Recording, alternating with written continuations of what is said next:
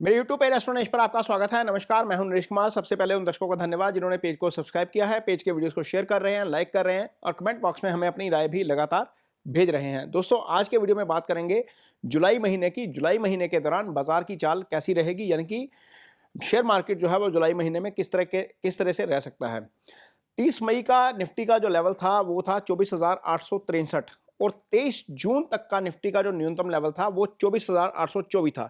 यानी कि निफ्टी 23 दिन तक अपने उसी स्तर के आसपास कारोबार करता रहा। लेकिन 22 जून को बुध के मेष राशि में आने के बाद जो है वो बाजार पलट गया और बाजार ने 30 जून की क्लोजिंग जो दी है 25,517 पर दी है। यानी कि बाजार एक महीने के अंदर निफ्टी जो है 654 अंक चढ़कर बंद हुआ, या ये कहें कि 23 से लेकर 30 जून तक एक सप्ताह में बाजार ने 700 अंक की तेजी आ गई।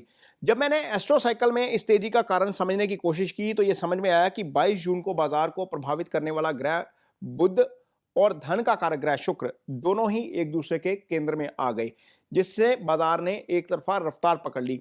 इस तेजी का कारण ईरान और इजराइल में हुई शांति थी।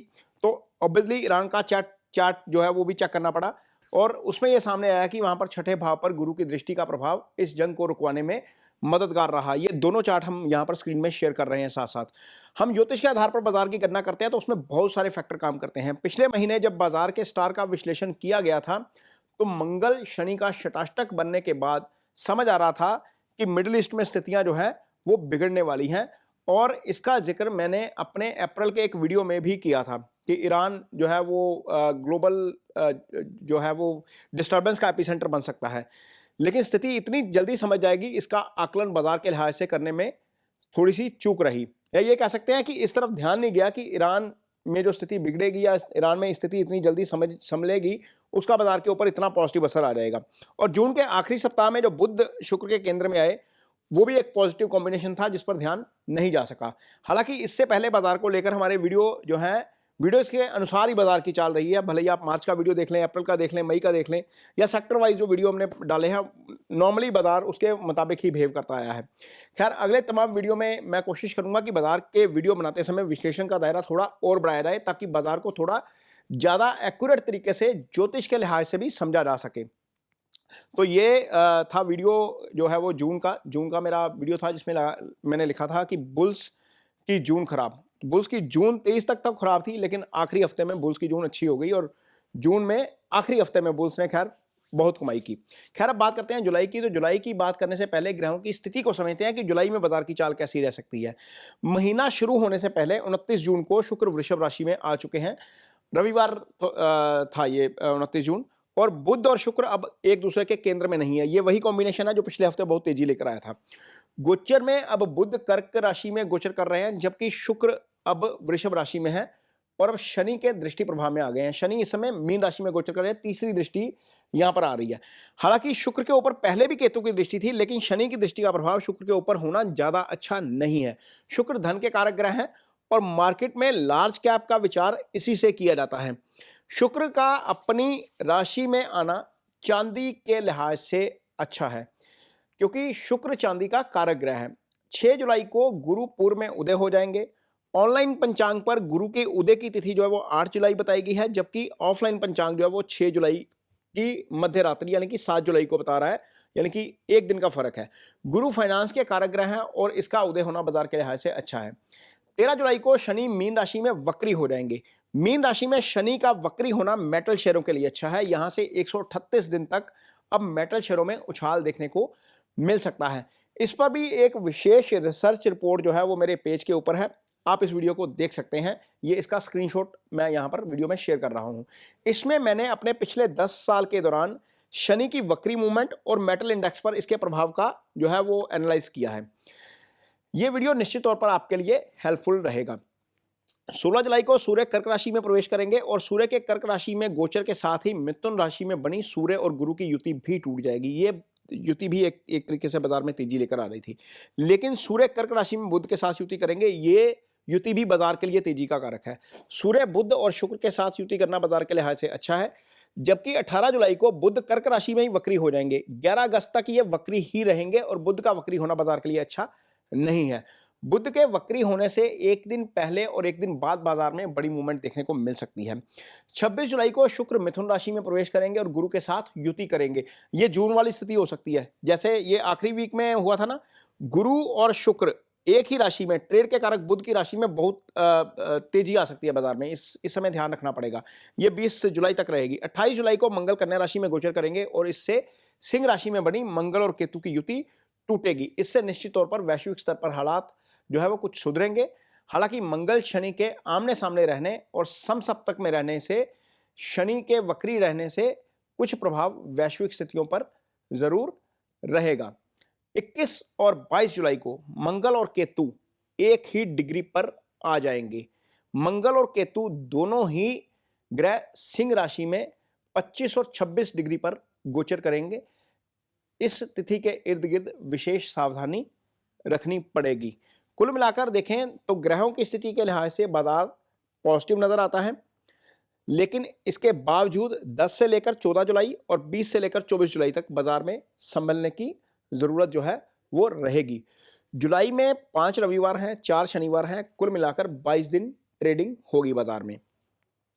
तो महीने का डेट वाइज एनालाइज करने से पहले ये समझ लें थोड़ा सा कि जो प्लैनेटरी पोजीशन मंगल शनि का जो षटाष्टक था वो पहले बना हुआ था, वो अब भी बना हुआ है।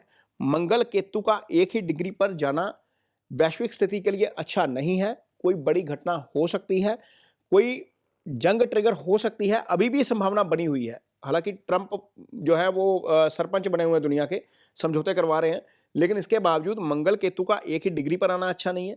यदि ऐसा कुछ होता है तो बाजार थोड़ा सा वहां पर हमें चीजें उस लिहाज से देखकर चलनी चाहिए, क्योंकि 28 जुलाई को मंगल शनि आमने सामने आएंगे। ये फिर यहीं पर रहेंगे, 13 सितंबर तक यहीं रहेंगे। मंगल के ऊपर वक्री शनि की दृष्टि रहेगी। मंगल केतु जो है वो एक ही डिग्री पर आएंगे। ये स्थिति अच्छी नहीं है। तो कुल मिलाकर यदि हम देखते हैं तो वैश्विक शांति के लिहाज से ग्रह स्थिति अभी भी उतनी अच्छी नहीं है। हालांकि मिडिल ईस्ट में ठीक है, चीजें थम गई हैं, बहुत सारी चीजें हो गई हैं, लेकिन मुझे लग रहा है कि चूंकि जो सिंह राशि है वो ईस्ट साइड को रिप्रेजेंट करती है, तो ऐसा संभव है कि दुनिया के ईस्ट पार्ट में कुछ ना कुछ गड़बड़ हो सकती है। वो भले ही कोई विमान दुर्घटना के रूप में हो, या भले ही कोई अग्निकांड के रूप में हो, या भले ही एग्रेशन कहीं बढ़ जाए, इस तरह की चीजें हो सकती हैं। इसलिए यदि बाजार में ट्रेड करना है तो ये समझेंगे कि चीजें चल कैसे रही हैं। यहां पर तो मैं 1 से लेकर 31 जुलाई तक का जो भी बाजार का डेट वाइज है वो डाटा बताऊंगा, लेकिन ये समझिए कि बाजार सिर्फ ज्योतिष के आधार पर नहीं चलता। आपको फंडामेंटल देखने पड़ते हैं, टेक्निकल देखने पड़ते हैं। चार्ट देखे बिना कोई भी फैसला मत लीजिए, फंडामेंटल जरूर देखिए। स्थितियां बदलती हैं। जब हम ज्योतिष सीखते हैं तो सबसे पहले यही सिखाया जाता है कि देश काल पात्र को जरूर देखा जाए। चूंकि ये महीने भर की प्रेडिक्शन है, तो महीने में ग्रहों की स्थिति के लिहाज से कहां पर क्या हो सकता है, इसका आकलन इतना आसान नहीं होता। हाँ, इतना पता लग जाता है कि कन्फ्लिक्ट बढ़ सकता है, जो नेगेटिव प्लैनेट है वो षटाष्टक में है या आमने सामने आ रहे हैं, तो चीजें बदल सकती हैं। लेकिन इसके बावजूद इसको प्रेडिक्ट करना इतना आसान नहीं है। डेट वाइज कोशिश कर रहे हैं फिर भी, लेकिन इसको ब्रह्म वाक्य मत समझा जाए। इसको मदद इसकी जरूर ली जाए जब आपको पता लगे कि टेक्निकल ठीक है, कैंडल पैटर्न ठीक आ रहा है, चार्ट पैटर्न ठीक आ रहा है, ऊपर से एस्ट्रो भी सपोर्ट कर रहा है, तो मदद लीजिए। अदरवाइज ट्रेड मत कीजिए इसको देखकर। यदि आपका कोई नुकसान होता है इस वीडियो को देखकर, आप ट्रेड करते हैं, तो इसमें मैं या मेरा चैनल जो है वो जिम्मेवार नहीं है। तो अब देखते हैं जुलाई के जो ट्रेडिंग डेज हैं उस दौरान कैसी स्थिति रह सकती है। 1 जुलाई को चंद्रमा सिंह राशि में राहु केतु के मध्य सूर्य के उत्तर फाल्गुनी नक्षत्र में गोचर करेंगे। बुध और राहु इस दिन षटाष्टक में रहेंगे, जबकि शनि, मंगल और केतु भी षटाष्टक में है। चंद्रमा भी इसी प्रभाव में आ जाएंगे, लिहाजा इस दिन बाजार का सेंटीमेंट कमजोर रहेगा और हमें उतार चढ़ाव जो है वो देखने को मिल सकता है। 2 जुलाई को चंद्रमा कन्या राशि में आ जाएंगे और शनि के सामने गोचर करेंगे। चंद्रमा का नक्षत्र सुबह 11 बजे बदलेगा और चंद्रमा अपने ही हस्ता नक्षत्र में गोचर करना शुरू करेंगे। बुध की राशि में चंद्रमा का गोचर बाजार में सामान्य कारोबार का संकेत देता है, लेकिन अपने ही नक्षत्र में आने के बाद 11 बजे के बाद बाजार का रुख पलट सकता है। लिहाजा बाजार में कोई भी पोजीशन यदि बनानी है तो उससे पहले सावधानी से काम लें। देखें बाजार का मूव कैसा है, उस तरीके से अपना ट्रेड जो है वो लें। 3 जुलाई को चंद्रमा का गोचर दोपहर 1:50 के बाद मंगल के चित्रा नक्षत्र में होगा। लिहाजा इसके बाद डिफेंस, कॉपर, कम्युनिकेशन के जो शेयर हैं उनमें तेजी का रुख देखने को मिल सकता है। बाजार इस दौरान कंसोलिडेट करता हुआ आपको नजर आ सकता है। 4 जुलाई को चंद्रमा मंगल के नक्षत्र में तुला राशि में गोचर करेगा और गुरु और राहु दोनों के प्रभाव में रहेगा। इस दिन बाजार में कंसोलिडेशन देखने को मिल सकता है और डिफेंस कॉपर के शेयरों में फोकस बन सकता है। सोना भी इस दिन हो सकता है कि थोड़ा सा तेज रहे। 6 जुलाई रविवार को सूर्य गुरु के पुनर्वसु नक्षत्र में आ जाएगा और 7 जुलाई को गुरु पूर्व में उदय हो जाएंगे। यह स्थिति बाजार में तेजी लाने वाली है, खास तौर पर सोने में तेजी का रुख बन सकता है। 7 जुलाई को के दिन सोमवार को चंद्रमा शनि के अनुराधा नक्षत्र में शुक्र के सामने गोचर करेगा, लिहाजा मेटल, लग्जरी, रियल्टी कंपनियों के शेयरों में अच्छी खासी तेजी बन सकती है। 8 जुलाई को चंद्रमा ज्येष्ठा नक्षत्र में वृश्चिक राशि में गोचर करेंगे और शुक्र के सामने रहेंगे और शुक्र इस दिन रोहिणी नक्षत्र में आ जाएंगे। इस दिन भी बाजार हरे निशान के साथ कारोबार करता हुआ नजर आ सकता है। इस दिन डिफेंस, कॉपर, रियल्टी और मैन्युफैक्चरिंग से जुड़ी कंपनियों के शेयरों में तेजी देखने को मिल सकती है। 9 जुलाई को चंद्रमा जो है वो धनु राशि में रहेंगे, गुरु और सूर्य के सामने गोचर करेंगे और केतु के मूला नक्षत्र में रहेंगे। लिहाजा इस दिन बाजार में पीएसयू सेक्टर की डिफेंस कंपनियों के शेयरों में तेजी देखने को मिल सकती है। सोना और चांदी इस दिन भी तेजी के साथ कारोबार करते हुए नजर आ सकते हैं। 10 जुलाई को पूर्णिमा है और चंद्रमा इस दिन शुक्र के पूर्व आषाढ़ा नक्षत्र में गुरु के सामने गोचर करेंगे। इस दिन बैंक निफ्टी पर नजर रखिए, यहां तेजी देखने को मिल सकती है। बाजार में इस दिन उतार चढ़ाव वाला माहौल रहेगा। 11 जुलाई को चंद्रमा का गोचर धनु राशि में सूर्य के उत्तराषाढ़ा नक्षत्र में होगा और चंद्रमा गुरु और सूर्य के सामने गोचर करेंगे। लिहाजा इस दिन बाजार में पब्लिक सेक्टर की कंपनियों के अलावा बैंक और वित्तीय कंपनियों के शेयरों में फोकस बनता हुआ नजर आ सकता है। इस दिन बाजार में सामान्य कारोबार होता हुआ नजर आएगा। 13 जुलाई को रविवार है और इस दिन शनि मीन राशि में वक्री हो जाएंगे। इसके एक दिन बाद 14 जुलाई को चंद्रमा कुंभ राशि में राहु और केतु के मध्य गोचर करेंगे और राहु के सतभिषा नक्षत्र में रहेंगे। चंद्रमा की यह स्थिति बाजार में उतार चढ़ाव लाने का काम कर सकती है, लिहाजा इस दिन जो है वो ट्रेड खास तौर पर संभल कर करना पड़ेगा। 15 जुलाई को चंद्रमा कुंभ राशि में राहु और केतु के मध्य गोचर करेंगे और गुरु के पूर्व भाद्रपद नक्षत्र में रहेंगे। चंद्रमा की स्थिति बाजार में तेजी लाने का काम कर सकती है और इस दिन खास तौर पर मेटल और बैंकिंग शेयरों में फोकस बन सकता है। 16 जुलाई को सूर्य कर्क राशि में आकर बुध के साथ युति करेंगे। यह युति 16 अगस्त तक चलेगी। सूर्य और बुध की यह युति बाजार में तेजी का कारक होती है। चंद्रमा इस दिन शनि के उत्तर भाद्रपद नक्षत्र में शनि के ऊपर से ही मीन राशि में गोचर करेंगे, लिहाजा इस दिन मेटल शेयरों में अच्छी तेजी देखने को मिल सकती है। बाजार में इस दिन उतार चढ़ाव बना रहेगा। 17 जुलाई को चंद्रमा बुध के रेवती नक्षत्र में मीन राशि में शनि के ऊपर से गोचर करेंगे, लिहाजा इस दिन बाजार में ट्रेड संभल कर करें। इस दिन बैंकिंग, फाइनेंस और ऑटो कंपनियों के शेयरों में तेजी देखने को मिल सकती है। 18 जुलाई को बुध कर्क राशि में वक्री हो जाएंगे, जबकि चंद्रमा इस दिन केतु के अश्विनी नक्षत्र में मेष राशि में गोचर करेंगे। बुध का वक्री होना बाजार में उतार चढ़ाव लाने का काम कर सकता है और बाजार या तो फ्लैट रहेगा या नेगेटिव रह सकता है। इस लिहाजा इस दिन भी आपको ट्रेड जो है वो संभल कर करना चाहिए। इस दिन कम्युनिकेशन के शेयरों में फोकस बनता हुआ नजर आ सकता है। 21 जुलाई को चंद्रमा वृषभ राशि में शुक्र के ऊपर से रोहिणी नक्षत्र में गोचर करेगा। इस दिन सिंह राशि में केतु और मंगल लगभग एक ही डिग्री पर आ जाएंगे। मंगल और केतु की यह स्थिति किसी भी अशुभ समाचार के कारण बाजार में उतार चढ़ाव लाने का काम कर सकती है, लिहाजा इस दिन बाजार में संभल कर ट्रेड करें। 22 जुलाई को भी मंगल और केतु सिंह राशि में एक ही डिग्री पर रहेंगे और चंद्रमा का गोचर मिथुन राशि में गुरु के ऊपर से होगा। चंद्रमा मंगल के मृगशिरा नक्षत्र में गोचर करेंगे। यह स्थिति बाजार में तेजी लाने का काम कर सकती है, खासतौर पर डिफेंस और बैंकिंग शेयरों में तेजी का रुख बन सकता है। 23 जुलाई को चंद्रमा का गोचर राहु के आर्द्रा नक्षत्र में गुरु के ऊपर से मिथुन राशि में होगा, जबकि मंगल इस दिन उत्तर फाल्गुनी नक्षत्र में आ जाएंगे। इस कारण डिफेंस शेयरों में के साथ साथ गैस से संबंधित कंपनियां, एयरलाइंस और लिकर कंपनियों के शेयरों में तेजी का रुख देखने को मिल सकता है। बाजार में इस दिन उतार चढ़ाव बना रहेगा। 24 जुलाई को वक्री बुध पश्चिम में अस्त हो जाएंगे। इस दिन चंद्रमा सुबह 11 बजे कर्क राशि में गोचर करेंगे और गुरु का पुनर्वसु नक्षत्र में सूर्य और बुध के साथ गोचर जो है वो करेंगे। यह त्रिग्रही योग बाजार में तेजी लाने का काम कर सकता है। इस दिन बैंकिंग, आईटी, शिपिंग और रियल्टी शेयरों में फोकस बनता हुआ नजर आएगा। 25 जुलाई को चंद्रमा कर्क राशि में शनि के पुष्य नक्षत्र में गोचर करेंगे, लिहाजा इस दिन हमें बाजार में मेटल शेयरों पर फोकस बनता हुआ नजर आ सकता है और बाजार में इस दिन स्थिति जो है वो उतार चढ़ाव वाली रहेगी। 28 जुलाई को चंद्रमा सिंह राशि में शुक्र के पूर्व फाल्गुनी नक्षत्र में मंगल और केतु के मध्य गोचर करेंगे और पाप ग्रहों के साथ चंद्रमा की युति बाजार में तेजी लाने का काम कर सकती है। इस दौरान लार्ज कैप शेयरों में तेजी का रुख देखने को मिल सकता है और डिफेंस, कॉपर और पब्लिक सेक्टर की कंपनियों और रियल्टी के कंपनियों के शेयरों में तेजी आ सकती है। 29 जुलाई को बाजार खुलने से पहले ही मंगल सिंह राशि से निकलकर बुध की कन्या राशि में गोचर करेंगे। मंगल के कन्या राशि में आते ही मंगल और शनि का षटाष्टक टूट जाएगा और अब मंगल मीन राशि में गोचर कर रहे वक्री शनि की दृष्टि के प्रभाव में समसप्तक में आ जाएंगे। इससे डिफेंस शेयरों के अलावा रियल्टी में भी तेजी का रुख बन सकता है।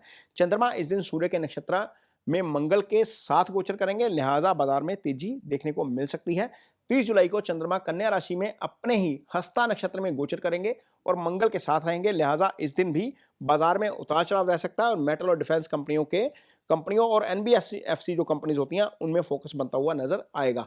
31 जुलाई को चंद्रमा 11:15 बजे तुला राशि में आएंगे और मंगल के चित्रा नक्षत्र में गोचर करेंगे और गुरु के प्रभाव में रहेंगे, लिहाजा इस दिन हमें बाजार में कंसोलिडेशन देखने को मिलेगा और मेटल व डिफेंस के अलावा लग्जरी, ब्यूटी और एंटरटेनमेंट की जो कंपनीज हैं वह उन शेयरों में हमें तेजी देखने को मिल सकती है। तो ये जुलाई महीने का पूरा विश्लेषण है एस्ट्रो साइकिल के लिहाज से। इसमें हो सकता है कि 100% सही ना हो, लेकिन ये भी हो सकता है कि ये बिल्कुल एक्यूरेट बैठे।